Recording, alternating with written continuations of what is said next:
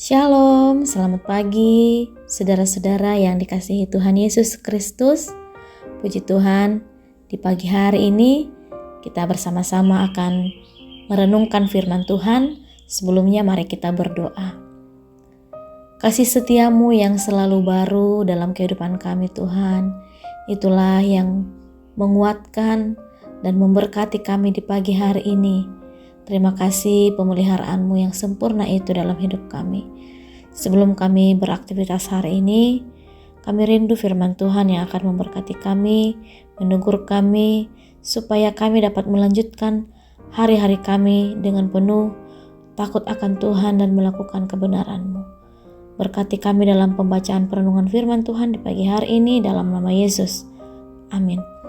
Saudara yang dikasihi Tuhan, firman Tuhan yang akan kita renungkan pagi hari ini dari Mazmur 71 ayat 1 sampai ayat 11. Tema yang akan kita renungkan adalah oleh-Mu aku menyatakan keagungan-Ku.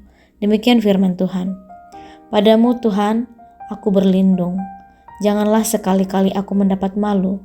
Lepaskanlah aku dan luputkanlah aku oleh karena keadilan-Mu. Sendengkanlah telingamu kepadaku dan selamatkanlah aku. Jadilah bagiku gunung batu tempat berteduh, kubu pertahanan untuk menyelamatkan aku. Sebab Engkaulah bukit batuku dan pertahananku. Ya Allahku, luputkanlah aku dari tangan orang fasik, dari cengkraman orang-orang yang lalim dan kejam. Sebab Engkaulah harapanku ya Tuhan, kepercayaanku sejak masa muda ya Allah. Kepadamu lah aku bertopang mulai dari kandungan. Engkau telah mengeluarkan aku dari perut ibuku. Engkau yang kupuji-puji. Bagi banyak orang, aku seperti tanda ajaib, karena Engkaulah tempat perlindunganku yang kuat. Mulutku penuh dengan puji-pujian kepadamu, dengan penghormatan sepanjang hari. Janganlah membuang aku pada masa tuaku. Janganlah meninggalkan aku apabila habis kekuatanku. Sebab musuh-musuhku berkata-kata tentang aku. Orang-orang yang mengincar nyawaku berunding bersama-sama dan berkata, Allah telah meninggalkan dia, kejar dan tangkaplah dia, sebab tidak ada yang melepaskan dia. Sedemikian jauh pembacaan firman Tuhan. Saudara yang terkasih, saat memulai pendidikan di sekolah teologi, hal pertama yang dinyatakan para mahasiswa senior kepada kami mahasiswa baru adalah mengapa sekolah teologi. Dari antara kami ada yang menjawab, karena panggilan Tuhan. Senior bertanya lebih lanjut, jika itu panggilan Tuhan, bagaimana cara Tuhan memanggilmu dan mengapa ia memanggilmu? Kami terdiam dan bingung menjawab pertanyaan tersebut. Alkitab menyaksikan bahwa pemilihan dan pemanggilan manusia untuk melaksanakan sebuah tugas adalah otoritas Tuhan. Cara mereka dipilih dan dipanggil unik dan berbeda. Demikian halnya dengan Nabi Yesaya. Ia dipilih Tuhan sejak dari kandungan. Ia diutus untuk membawa pesan Tuhan kepada umat Israel yang saat itu sedang terpuruk. Ketidaktaatan mereka kepada Tuhan menyebabkan mereka berada dalam situasi sulit.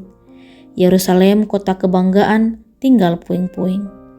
Hidup di tanah pembuangan, menjadi orang asing, tidaklah mudah untuk dilalui. Di sana umat Israel menjadi ejekan dan hinaan bangsa-bangsa lain. Namun Tuhan tetap bekerja. Pembuangan di Babel menjadi cara Tuhan untuk mendidik dan membaharui mereka. Ada sebuah harapan baru yang Tuhan rancang bagi mereka. Dalam ayat 3 dikatakan, Engkau adalah hambaku Israel, dan olehmu aku menyatakan keagunganku. Israel akan dipulihkan. Yerusalem akan dibangun kembali. Orang-orang yang terbuang di tanah Babel dan tercerai-berai akan dikumpulkan kembali dengan sukacita.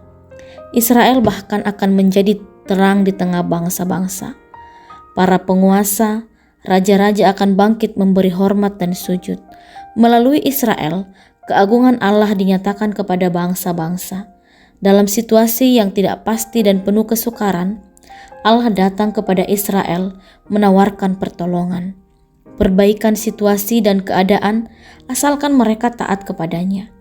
Allah pun datang menawarkan pemulihan dan kelepasan saat ini melalui Yesus Kristus.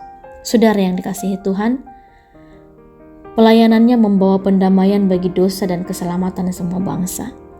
Kacamata dunia melihat misi Sang Mesias, Yesus Kristus, gagal ketika dia harus menjalani proses hukuman bagai penjahat kelas kakap, yaitu mati di kayu salib.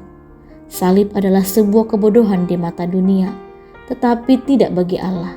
Sebab yang bodoh dari Allah lebih besar hikmatnya daripada manusia, yang lemah dari Allah lebih kuat daripada manusia.